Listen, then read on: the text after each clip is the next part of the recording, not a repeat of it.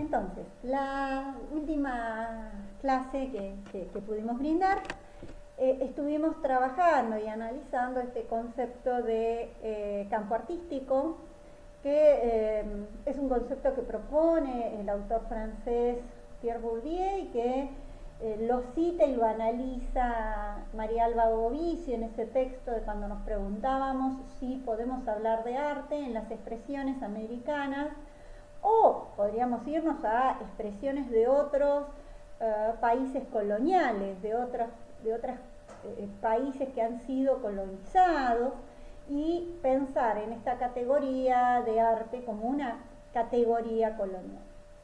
Esta puesta en duda también de la concepción de arte como lenguaje, me habrán escuchado quienes han cursado FOBA conmigo plantear que también está vinculada a lo que fueron las vanguardias artísticas, ¿no?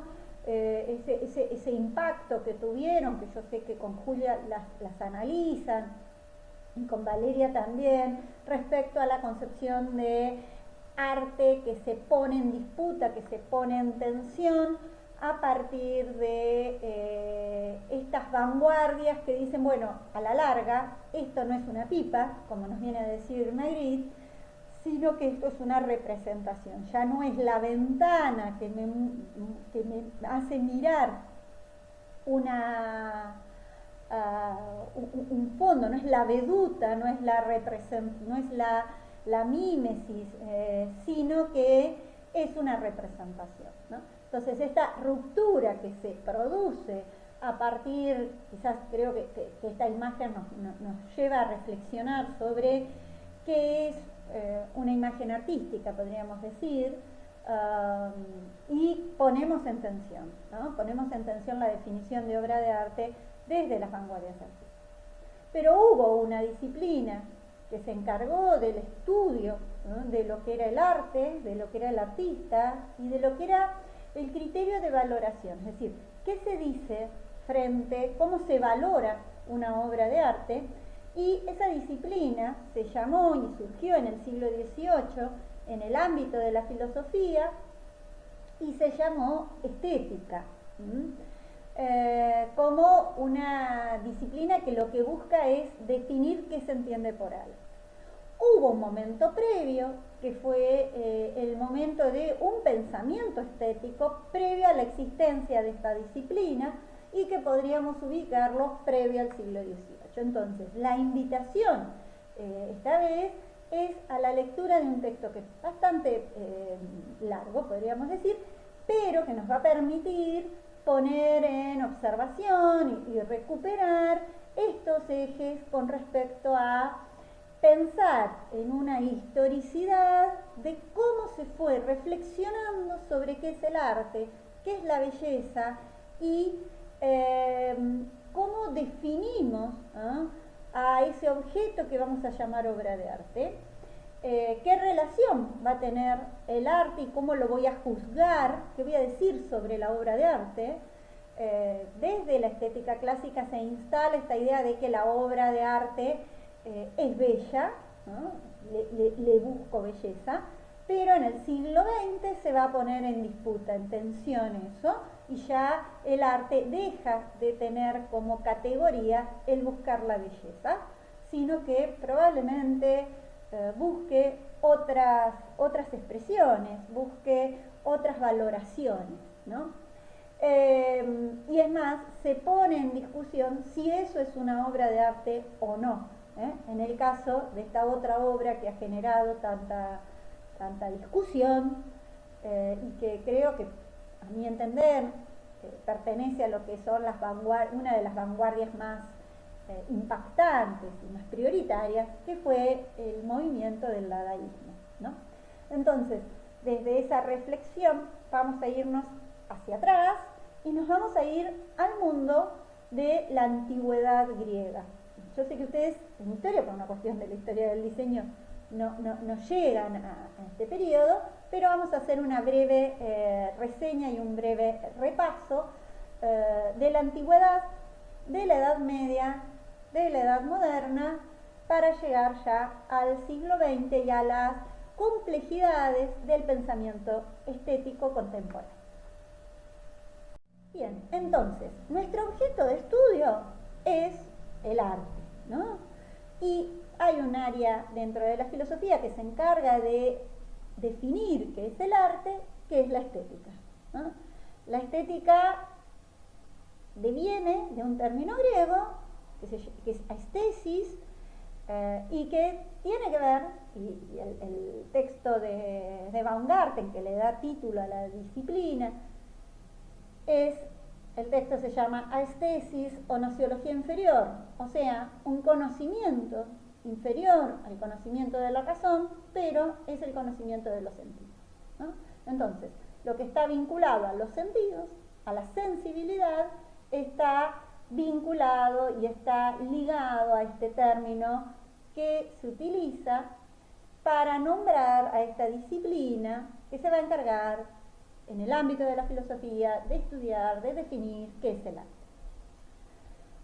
El texto que yo les recomiendo de lectura para acompañar esta, que yo un poco quiero presentarles, es un texto de Elena Olivera que justamente se llama Estética, y que vamos a leer un capítulo en donde lo que ella hace es un recorrido estético por las distintas épocas, que es el capítulo 1, por las distintas épocas. Entonces va a hablar del término, luego va a hablar del nacimiento y desarrollo de la estética, esto que decíamos, una reflexión, un pensamiento estético sin que existiera la disciplina, y luego ya en pleno momento de la disciplina van a ver que hay una cantidad de nombres que no me interesa que los memoricen, pero sí me va a interesar que puedan. La lectura que yo les voy a recomendar va a ser hasta la página 39. Es decir, que vamos a leer hasta la página 39 de manera que podamos reflexionar sobre la concepción de estética en los 4 primeros apartados, y van a tener, y la invitación va a ser a que hagan una pequeña línea de tiempo sobre ello. El otro discurso ligado al arte está vinculado a la temporalidad, y el primer texto fue un texto que se escribió en el Renacimiento. Lo escribió Giorgio Vasari, un italiano que también pintaba, que era artista plástico, y que escribe y marca un género y marca el modo de escribir la historia del arte, que es vidas de grandes artistas, y esta idea de el artista como un inspirado, como un poseído, y que estaba predeterminado por su talento. Entonces impacta e influye en los modos de hacer historia del arte ligado a biografías, ¿no? Cuando en la actualidad compran algún fascículo, cada tanto que sacan esos fascículos de vida de los grandes maestros o vida de los grandes pintores, van sacando fascículos por nombres de artistas, y bueno, ahí estaría, diríamos, el antecedente de este texto originario de la historia del arte. Y no se hace más la historia del arte a partir de las biografías de los artistas, sino que se toma en consideración la producción, la obra, las relaciones entre las obras, los intertextos, los contextos, ¿no? Los análisis iconográficos de las obras, ¿no? Las visiones semióticas y semióticas. Y por el otro lado, el otro discurso respecto sobre el arte es el discurso de la crítica. También surge en el siglo XVIII, fíjense cómo lo había hecho la estética, y está ligado a hablar sobre una obra en particular, una obra contemporánea, de manera que en función de criterios de valoración instituidos, ¿no? En el mundo del arte, se valora si esa obra tiene se le puede adjudicar ser obra o no, si es buena o no, si es bella o no, diríamos, ¿no? Es decir, un modo de hacer crítica que ya actualmente no se utiliza, pero que empieza surgiendo con esto de, bueno, esta es una buena obra de arte, es una obra bella, ¿no? En una época se hacían las críticas de cine y demás, y decía, es una película que se deja ver, es una buena película. Bueno, ¿buena para quién? ¿No? Hoy por hoy las críticas que se hacen respecto a la obra tienen que ver con caminos de lecturas, de interpretaciones, brindar herramientas para leer las obras, ¿no? Ya no desde una visión valorativa. Como les voy a pedir que elaboren una línea de tiempo a medida que vayan leyendo el texto de Elena Olivera, les quería hacer algunas advertencias. Por un lado, una característica que vamos a tener, la antigüedad se va a desarrollar hasta el siglo V, la vamos a ubicar de nuestra era. Del siglo V al siglo XV aproximadamente se desarrolla lo que se llama Edad Media, desde nombre dado desde una historiografía clásica, ¿no? ¿En el medio de qué? Uno preguntaría. Bueno, estaba en el medio de la antigüedad y lo que se ha llamado Edad Moderna. Sobre la Edad Moderna y la modernidad ya hemos estado hablando. La Edad Moderna se inicia a partir del siglo XV aproximadamente, caída del Imperio Romano de Oriente y descubrimiento de América, entre comillas.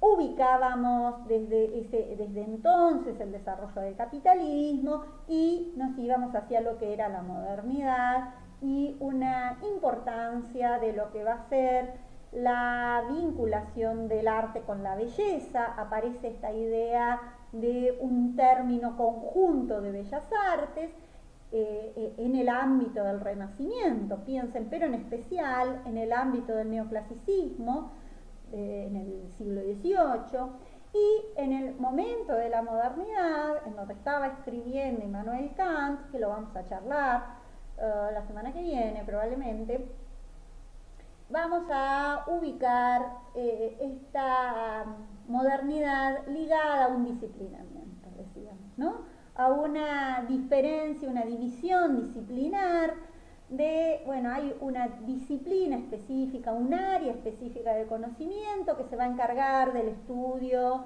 de lo que tiene que ver con el saber, de llegar a juicios verdaderos, objetivos, que es lo que se dedica a la ciencia. Por el otro lado, va a haber otros saberes, otras disciplinas más que saberes, que se va a encargar de estudiar el gusto desde una visión universal y cómo es que nosotros juzgamos un objeto. Y lo podemos juzgar desde el agrado o lo podemos juzgar desde un concepto universal que es lo bello. Entonces, son las obras de arte, es el arte al que juzgamos desde la belleza. Esta diferencia entre la ciencia que busca la verdad y el arte que busca la belleza es una diferencia que se instala en la modernidad. En tanto que en la antigüedad, como en la Edad Media, yo digo, había una visión interdisciplinaria, en donde lo bello, lo bueno y lo verdadero no estaban desvinculados entre sí. Algo bello no podía engañarme, algo bello estaba ligado a la verdad. Me refiero a las teorías platónicas, a los textos platónicos, de los cuales después se ha leído y se ha planteado la famosa teoría de las ideas. No hay un texto de Platón que diga teoría de las ideas 2 puntos, pero sí en ese pensamiento platónico lo que vamos a observar en sus textos es que cuando él escribe sobre lo bello, primero no lo vincula al arte, sino habla sobre lo bello como una idea, estas entidades que existían en este mundo suprasensible, y que esa idea era una idea suprema y que estaba en el mismo nivel y que estaba ligado a lo bueno y lo verdadero, ¿no?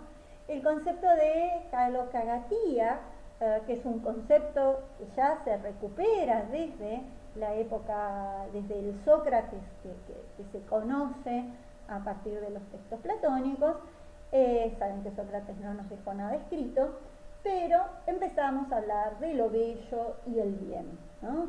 Kalon significa belleza, de ahí la caligrafía como la bella letra, y son ligadas a lo bueno. Entonces lo bueno y lo bello van a estar implicados. Es más, hay en textos platónicos, en diálogos platónicos, observamos cuando Platón plantea que en su ciudad, en esa república ideal, habría bellas leyes. Que las leyes sean bellas implicaba que sean buenas para esa república ideal que él estaba pensando, ¿no? Entonces, dos modos de comprender, por un lado, una visión más interdisciplinaria, donde lo bello, lo bueno y lo verdadero estaban imbricados, implicados, y lo bello no está solo limitado a catalogar, a valorar la obra de arte, sino que era una idea metafísica y que permitía valorar otros aspectos de la vida, porque era sinónimo de verdadero y de bueno. En tanto la modernidad, como una época ya disciplinar, en donde hay una disciplina, hay un andarivel, podríamos decir, para el estudio y para pensar cada cosa, como que se va fragmentando ese pensamiento, y entonces están los que hacen ciencia, que buscan la verdad, y por el otro lado, los artistas que tendrían que buscar la belleza, ¿no? Y la belleza se desprende de otros espacios. Hoy nadie diría que una ley es bella, sino que se catalogaría desde el punto de vista de la modernidad, desde lo que nos ha venido enseñando desde Kant en adelante, como una ley sería buena para una sociedad, ¿no? Pero nadie diría o juzgaría una ley como bella, ¿no? Entonces, en ese sentido, me parecía una manera de organizar estos distintos momentos ligados a cuando teníamos una visión más interdisciplinaria y por el otro lado, cuando teníamos una visión más disciplinaria.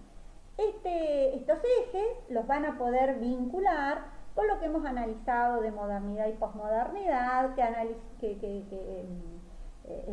compartíamos el texto y el video de la filósofa argentina Esther Díaz.